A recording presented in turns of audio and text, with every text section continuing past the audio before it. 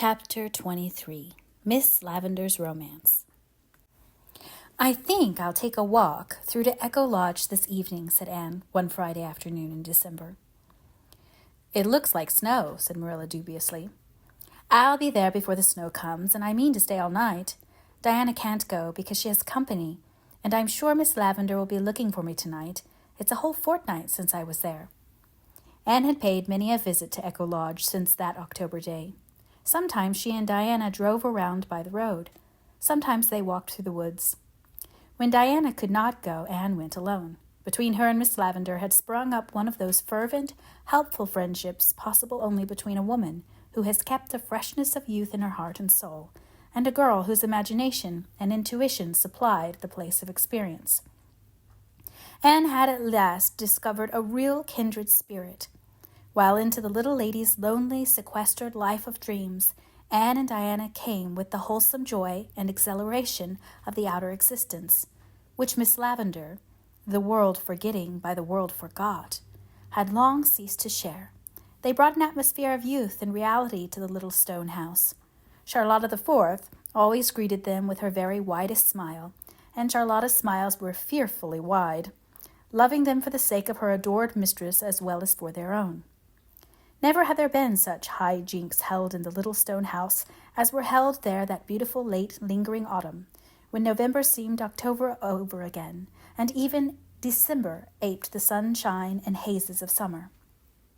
But on this particular day, it seemed as if December had remembered that it was time for winter, and had turned suddenly dull and brooding, with a windless hush predictive of coming snow.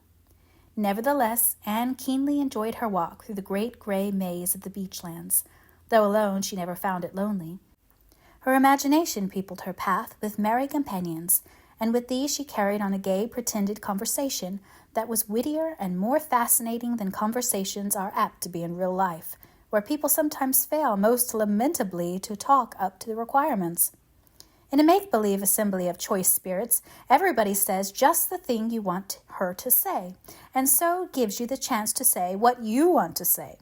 Attended by this invisible company, Anne traversed through the woods and arrived at the fir lane just as broad, feathery flakes began to flutter down softly. At the first bend, she came upon Miss Lavendar standing under a big, broad, branching fir. She wore a gown of warm, rich red, and her head and shoulders were wrapped in a silvery gray silk shawl. "You look like the queen of the fir wood, fairies," called Anne merrily. "I thought you would come tonight, Anne," said Miss Lavendar, running forward. "And I'm doubly glad, for Charlotta the Fourth is away. Her mother is sick, and she had to go home for the night. I should have been very lonely if you hadn't come. Even the dreams and the echoes wouldn't have been enough company. Oh, Anne, how pretty you are," she added suddenly, looking up at the tall, slim girl with the softest rose flush of walking on her face. "How pretty and how young. It's so delightful to be 17, isn't it? I do envy you," concluded Miss Lavendar candidly.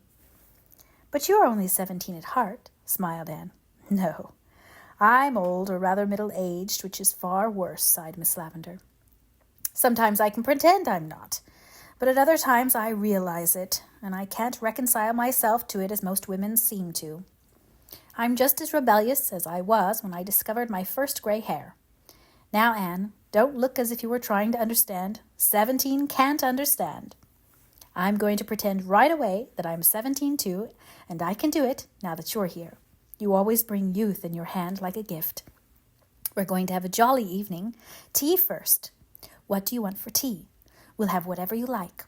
Do think of something nice and indigestible." There were sounds of riot and mirth in the little stone house that night.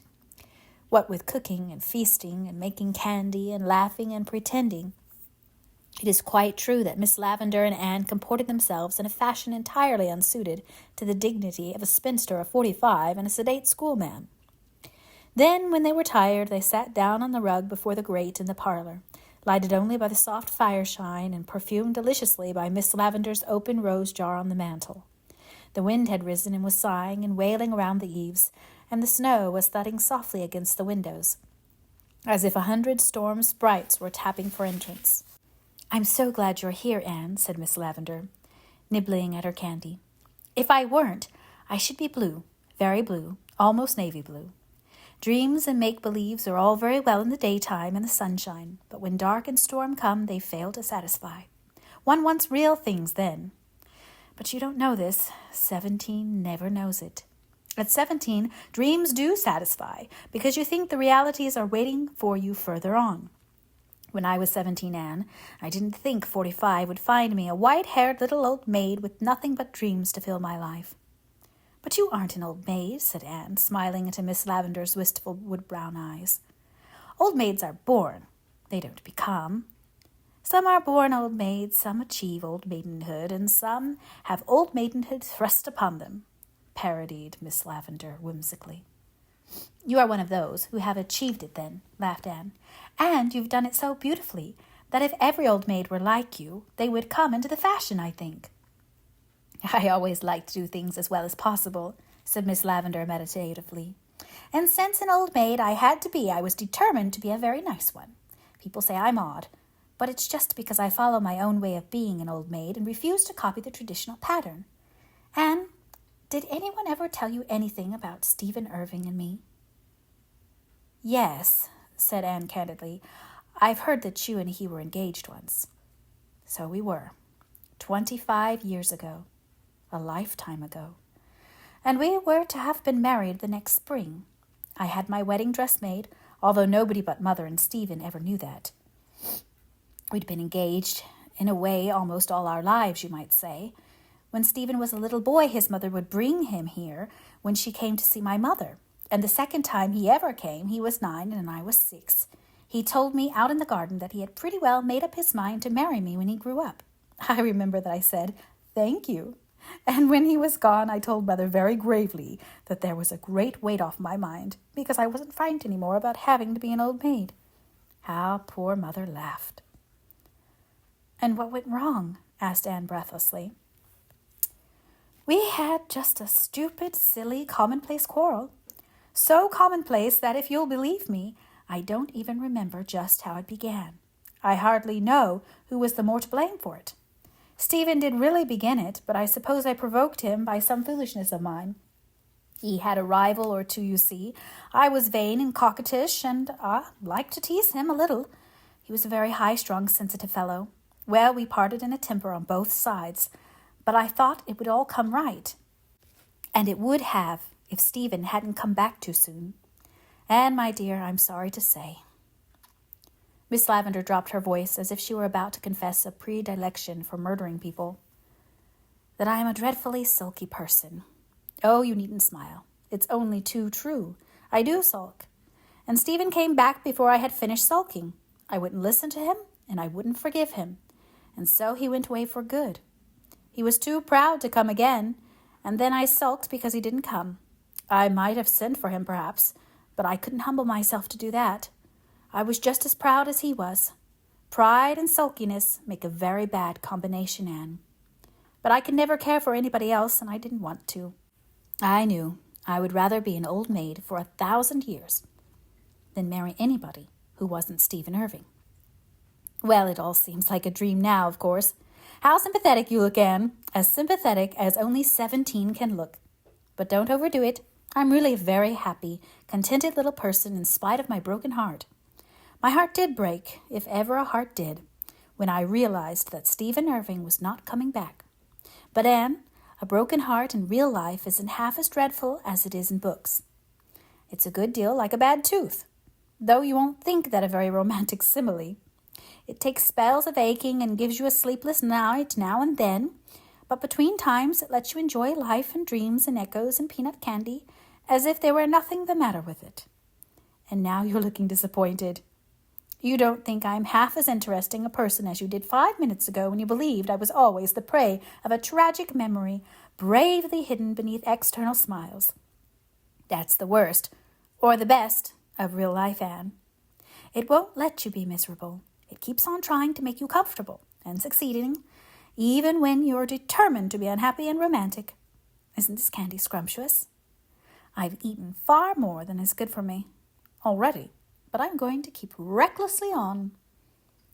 After a little silence, Miss Lavendar said abruptly, It gave me a shock to hear about Stephen's son the first day you were here, Anne.